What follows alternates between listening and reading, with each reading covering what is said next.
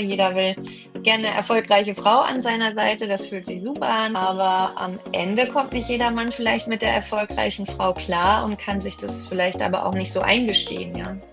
Aber das war dann habe ich gesagt, naja, wo Neid ist, kann eigentlich keine Liebe sein. Und Ja. das irritiert mich hier total. Und das war das erste Mal in unserer Beziehung, wo ich dann so wirklich irritiert war und dachte, hier ist irgendwie gerade voll eine Schieflage, die ich habe so nicht kommen sehen. Du hast dann, ohne zu wissen, dass du gerade Karriere machst, warst du plötzlich auf der Karriereleiter. Genau. Und habe jetzt keine Kinder und gerade meine zweite langjährige Beziehung hinter mir gelassen. Herzlich willkommen beim Neurotalk. Heute mit Professorin Jennifer Hund, und zwar Professorin für Visualisierung kutaner Entzündungen, wie ich gerade gelernt habe, beziehungsweise für so Leute wie mich, die davon keine Ahnung haben, für experimentelle Dermatologie. Und wir haben ja heute das Thema hochbegabte oder sehr erfolgreiche Frauen und was das für Auswirkungen hat im Beruf, also in Beziehungen, sage ich mal, also im Beruf als auch in persönlichen Beziehungen. Und sehr schön, dass du heute dabei bist. Das freut mich sehr. Vielen Dank für die Einladung, Alice. Gerne doch. Vielleicht erzählst du einfach mal zu Beginn so über deinen Lebensweg, also wie deine Eltern so im Berufsleben unterwegs waren und wie du dann dazu gekommen bist, die Mhm. Karriereleiter aufzusteigen. Ja, das klingt gut. Ich wollte ja nie Karriere machen und irgendwann sagte man mir das, ja, du machst doch Karriere. Meine ich so, ich mache doch das, was mir Spaß macht und gehe meinen Weg. Vielleicht zielstrebiger als andere, aber ja, das ist Karriere. Ja, meine Eltern kommen eigentlich aus einem recht bodenständigen, sozusagen Arbeiterhaushalt. Also ich bin First Generation Academic und meine Eltern haben sich bewusst entschieden, dass meine Mutter zu Hause bleibt, wenn sie Kinder bekommen und nicht mehr arbeiten geht.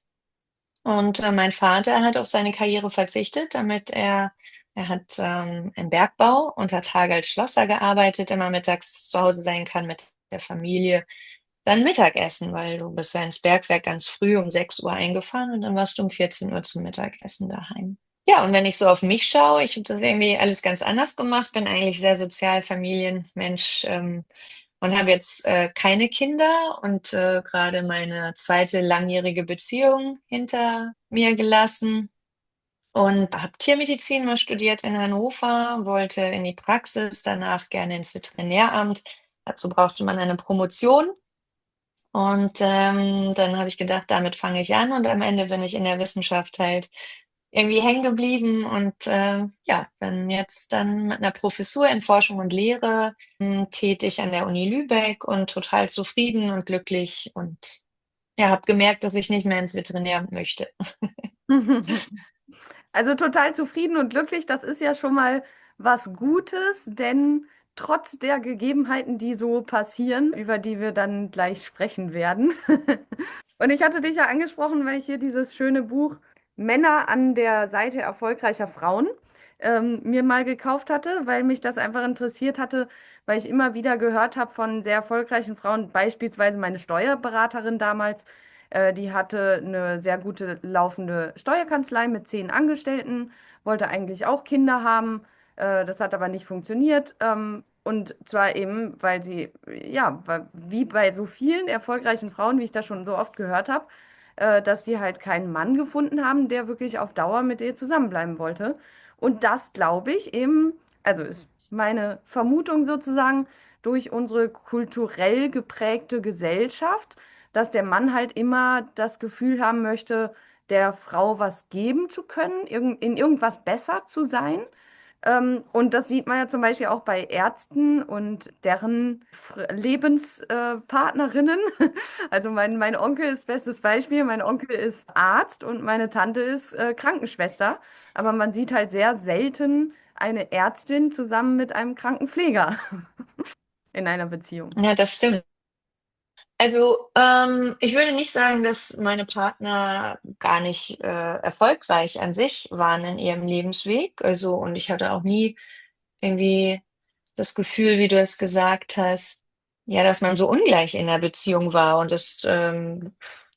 Aber das hat sich dann hinterher irgendwie so rausgestellt, so im Nachhinein, ne, dass das doch vielleicht dann ein bisschen so ein Problem war. Und Leute haben dann so gesagt, naja, die Emanzipation ist irgendwie noch nicht so richtig in Deutschland in den Köpfen der Männer angekommen. Und es waren dann so Zitate wie, naja, jeder will gerne eine erfolgreiche Frau an seiner Seite, das fühlt sich super an. Aber am Ende kommt nicht jeder Mann vielleicht mit der erfolgreichen Frau klar und kann sich das vielleicht aber auch nicht so eingestehen, ja. Das ist vielleicht dann nicht so präsent am Anfang. Und es ist dann immer erst am Ende, wenn es irgendwie nicht mehr funktioniert hat. Und das waren ja Beziehungen 14 und 18 Jahre, das war jetzt nicht kurz, dass es Ja. dann so rausgekommen ist, dass das doch dann irgendwo auch ein Problem war, würde ich sagen. Auf dem Weg dahin wurde das immer so gesagt, ja, das ist total erfolgreich und bald habe ich eine Professorin an meiner Seite und als ich dann Professorin war und die anderen dann stolz waren und das Ergebnis gesehen haben, wurde es dann eher so präsentiert, naja, die redet ganz schön professoral, also ist ganz schön anstrengend so.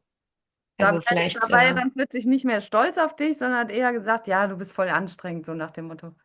genau, oder man nimmt dann zu viel Raum ein irgendwie in der Konversation, was ich halt anders gesehen habe oder nicht, ne? Oder in meiner ersten Beziehung war es dann eher so, als ich noch nicht Professorin war, ja, also ich bin sehr sozial. Ich dachte immer, ich werde früh Kinder zum Beispiel auch bekommen und habe jetzt keine Kinder bekommen und war aber auch immer so, Karriere und Kinder geht nicht. Hinterher habe ich das gesehen, dass das andere Frauen machen, dass es vielleicht doch geht.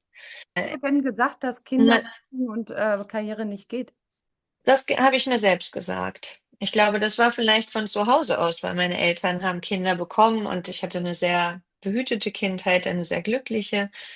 Und ich glaube, das habe ich selbst so schlussgefolgert. Entweder man kann sich um seinen Beruf kümmern oder um die Familie. Und nach dem Studium habe ich gesehen, dass es auch anders geht. Aber als dann mein erster Partner mir gesagt hat, du musst jetzt Kinder kriegen, du bist ja jetzt schon 28 Jahre alt, dachte ich, nee, das ist jetzt nicht der richtige Zeitpunkt, ich möchte gerade für einen Marathon trainieren. Und mit dem Ja. zweiten, ich meine, du kannst ja nicht nur mit 28 Kinder kriegen, du hättest ja noch mit 38 Kinder kriegen können. Der zweite Mhm. Partner wollte dann keine Kinder oder was war dann? Der zweite Partner hatte kleine Kinder mit in die Beziehung gebracht. Und Ah. da gab es dann andere Probleme und das wäre sehr kompliziert gewesen. Wir haben es nicht ausgeschlossen, aber dann habe ich eigentlich so geguckt, naja, was wäre, wenn ich jetzt keine Kinder kriege, obwohl ich Kinder liebe und immer eine Familie mit eigenen Kindern haben wollte. Oder ist es eigentlich eher so dieses von außen, dass Leute das von mir erwarten und sagen, boah, du bist eine tolle, erfolgreiche Frau, wäre toll, wenn du Kinder hättest. Das wurde mir halt auch häufig gesagt. Ich glaube, es war eine Mischung aus beiden. Und am Ende habe ich mich aber dann ein Jahr lang so damit beschäftigt, was ist, wenn ich keine Kinder bekomme, werde ich dann sehr unglücklich sein, weil ich früher mal dachte, wenn ich keine Kinder habe, werde ich später im Alter total unglücklich sein. Und das glaube ich mittlerweile nicht mehr. Auch wenn du jetzt wieder Single bist und auch keine Kinder hast. Ja, ich bin ja jetzt seit meinem 14. Lebensjahr erst einmal wieder Single und ich bin jetzt Was? 45. Also irgendwie ist es gerade mal ein ganz neues Lebensgefühl und Ja, komm was zu alle mir, dann lass sagen. Party machen. It's Party time. Ich meine, ich habe die Erfahrung halt jetzt gemacht, dass ich letztens jemanden kennengelernt hatte, wo ich echt eigentlich das Gefühl hatte, der kommt damit zurecht. So, also nur als Beispiel, das ist jetzt ein blödes Beispiel, aber das ist halt schön bildhaft. Er fuhr halt nur einen Roller und ich fuhr ein Motorrad und dann hat er aber trotzdem gesagt, so ja, und sie fährt ein tolles Motorrad. Und dann habe ich gedacht, der scheint damit kein Problem zu haben, dass ich, also es ist jetzt ein blödes Beispiel, weil da geht es ja nicht um Intellekt, sondern um das, was man fährt sozusagen. Aber trotzdem war das schon so ein Beispiel, wo ich gemerkt habe, oh, der kommt damit zurecht, dass ich eine größere Maschine habe als er. Das stört ihn nicht so. Und dann dachte ich daraus zu ziehen, dass er auch mit dem Restlichen besser zurechtkommt. Aber dann fing es halt schon bei solchen Sachen an, dass er mir dann erzählen wollte, ja, wenn du 5 Bücher geschrieben hast, kannst du sogar einen Wikipedia-Artikel über dich schreiben. Und dann meinte ich so, ja, aber es gibt doch schon einen Wikipedia-Artikel über mich. Und dann kam kein bisschen so, wow, cool, wie hast du das denn geschafft? Mega oder so, sondern da war er einfach nur still. Hat er nicht zugesagt. Wir hatten zum Glück nicht lange was, weil im Nachhinein sagen mir auch Freunde, sei froh, dass du nicht ein paar Jahre mit ihm zusammen warst und dass es so früh passiert ist. Aber das war Mhm. wirklich mal wieder so pragmatisch, richtig die Situation schlechthin, wo ich gemerkt habe, der Mann kommt damit nicht zurecht. dass ich schon mehr habe als er, dass ich schon mehr erreicht habe als er. Mhm. Obwohl er eigentlich in vielen anderen Dingen viel besser war als er und obwohl er immer gesagt hat, ja, ich komme damit gut zurecht, wenn ich eine Frau habe, die super erfolgreich ist. Ja, weiß ich nicht, ob er damit Mhm. wirklich so gut zurechtkommt. Also ich möchte meine beiden Beziehungen jetzt auch gar nicht missen und ich habe die auch genossen, eigentlich total bis zum Ende hin ist es dann, gibt es eine Phase, wo das nicht mehr so funktioniert. Und ich erinnere mich noch gut an einen Spruch, der ein bisschen bezeichnend in meiner ersten Beziehung war. Wurde gesagt, ja, ich bin neidisch auf dich. Du hast so einen tollen Job in der Wissenschaft, kommst total viel in der Welt rum, bist glücklich und hast mit jungen Menschen zu tun. Und naja, ich sitze hier in meinem Polizeikommissariat und da sind alle so verstoffelt und ja. Aber das war dann habe ich gesagt, naja, wo Neid ist, kann eigentlich keine Liebe sein. Und Ja. das irritiert mich hier total. Und das war das erste Mal in unserer Beziehung, wo ich dann so wirklich irritiert war und dachte, hier ist irgendwie gerade voll eine Schieflage, die ich habe so nicht kommen sehen, weil wenn man sich auf die Beziehung einlässt und ja, die lebt und liebt, dann ja, finde ich, darf das irgendwie nicht sein. Und ich glaube, da waren wir so 13 Jahre zusammen und da stande ich so kurz davor, meine Promotion abzuschließen. Also ich war schon von Jugendzeit an mit der Person zusammen. Wow. Und dann nach 14 Jahren habt ihr euch getrennt, richtig?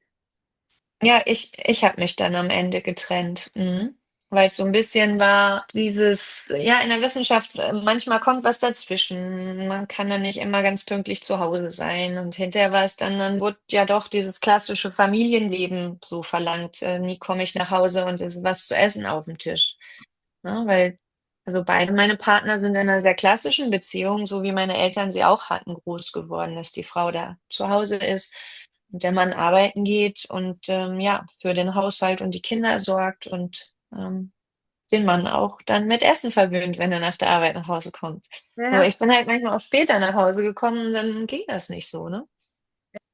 Und was war bei der zweiten Partnerschaft so der Auslöserpunkt, warum ihr euch getrennt habt? Ja, ich würde sagen, da sind auch noch so persönliche Dinge, die bei meinem Partner sehr reingespielt haben.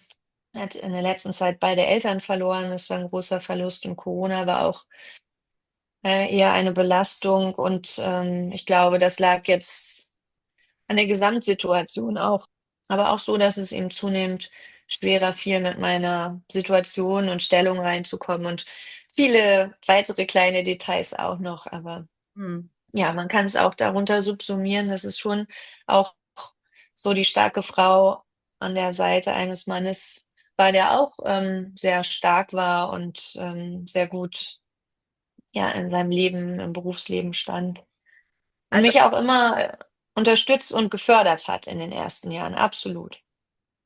was denkst du, war der Drehpunkt, warum er das dann irgendwann nicht mehr getan hat? Ich würde sagen, auch seine privaten Umstände, die dazu kamen und vielleicht auch dass er das nicht verstanden hat am Ende, dass es noch weitere Gründe haben kann. Emanzipation, Feminismus. Ich arbeite halt auch als, stellvertretende Gleichstellungsbeauftragte ehrenamtlich an der Universität.